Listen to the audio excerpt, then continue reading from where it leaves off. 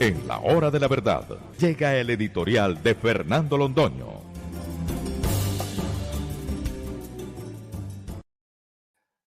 A la gente hay que creerle, decía un eximio político colombiano, y a la gente hay que creerle. Y hay que creerle a Gustavo Petro y hay que pensar que no todo lo que dice es simple ignorancia y simple arrogancia y simple estupidez.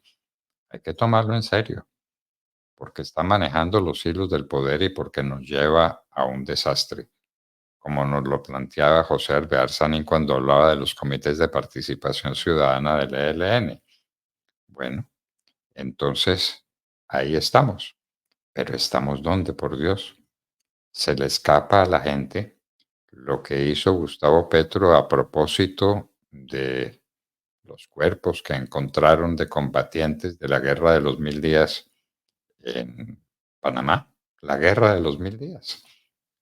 ¿Recordarán los colombianos lo que fue la Guerra de los 1000 días? ¿Lo estudiarán en los colegios? Se sabrá, por ejemplo, que la batalla de Palo Negro, ahí en las vecindades de Bucaramanga, fue el hecho de armas más grande que hubo en toda América. La batalla de Palo Negro. Sí, señores, decenas de miles de muertos. Eso costó la guerra de los 1000 días. Y de allá salimos hacia un régimen conservador que estuvo vigente 30 años, que le devolvió la paz al país. No volvimos a hablar de la guerra de los 1000 días. Viene la República Liberal que se instaura con Enrique Olaya Herrera ante la división del Partido Conservador. Y después empiezan los acercamientos entre el Partido Liberal y el Partido Conservador, año 45. Mi padre fue canciller de la República en aquel momento. Empezamos a vivir un mundo distinto, completamente distinto, hasta que estalla el 9 de abril. Y regresamos a un pasado terrible y nos ponemos al borde de un precipicio el 9 de abril de 1948, cuando Jorge Eliezer Gaitán fue asesinado por Fidel Castro en las calles de Bogotá. Y viene la división liberal conservadora y la violencia, que dicen los violentólogos costó 300.000 vidas. Eso dicen algunos, y algunos que parecen serios. Entonces, la situación es esa. El Frente Nacional nos había salvado de una división atroz, había regresado, habíamos producido una conciliación de los partidos y un mundo completamente distintos. Frente Nacional de 16 años, continúa no la alternación en el poder, pero sí la participación proporcionada y equitativa de los partidos en el poder, un mundo distinto, y ahora Gustavo Petro nos regresa, Dios mío, nos regresa a la guerra de los 1000 días. ¿Cómo le parece el avance? ¿Cómo le parece el descubrimiento? Y entonces Uribe es el gran prócer, un hombre muy importante, un hombre muy significativo, nadie lo niega, pero fue derrotado en la guerra de los 1000 días. Fue derrotado. Y fue derrotado el Partido Liberal. Pero eso es historia, historia antigua, historia muy vieja.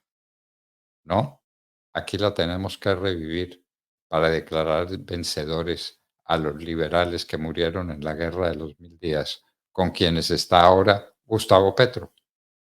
Pero por Dios, ¿esto qué es?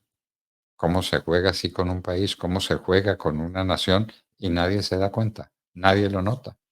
Entonces tenemos acuerdos, tratados con las FARC, tratados con el ELN y regreso a los 1000 días porque hay que devolverle toda su significación a Uribe, a los demás jefes liberales y a los que murieron en la guerra de los 1000 días, porque ellos son el porvenir, háganme el favor. Y eso ocurrió hace 125 años. Dios mío, Dios mío, ten compasión de este pobre país. Habíamos pensado lo peor que podía ocurrir con el gobierno de Gustavo Petro, pero pasó lo peor de lo peor. Esto es inaudito. Cuidado, colombianos, cuidado con lo que se viene. No regresemos a un pasado de guerras entre liberales y conservadores que habrá que revivir a algunos o a quienes para que hagan las veces de liberales y conservadores. No podemos regresar allá. No podemos regresar al 9 de abril del 48. No podemos. No podemos olvidarnos de lo que fue el Frente Nacional y la recuperación de la conciliación de los colombianos en la más alta operación política que tuvo Colombia en 200 años de existencia, el Frente Nacional. Todo eso se perdió y volvemos a la guerra de los 1000 días. Y ahora con el ELN triunfante y con el ELN dictando una constitución que convive, se superpone, se sobrepone a la constitución de las FARC que nadie se ha querido leer. Bueno, en eso estamos, queridos amigos, en la disolución del país, en la descomposición del país.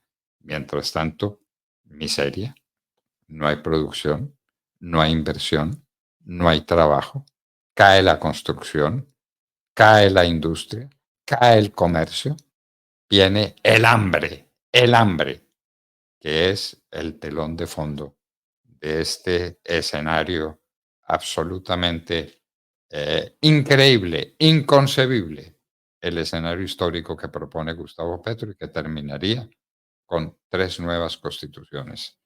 Lo que quede de la constitución política de Colombia, la constitución con las FARC que nadie se ha querido leer, con la alta parte contratante de la que habla Álvaro Leiva, ya lo van a ver ustedes al aire, y ahora los acuerdos de participación ciudadana con el ELN. 3 constituciones vamos a tener a falta de una. Lo que hay en el fondo es miseria, destrucción del país, hambre de los colombianos, atraso, nos volvemos pedazos en medio de este escenario atroz.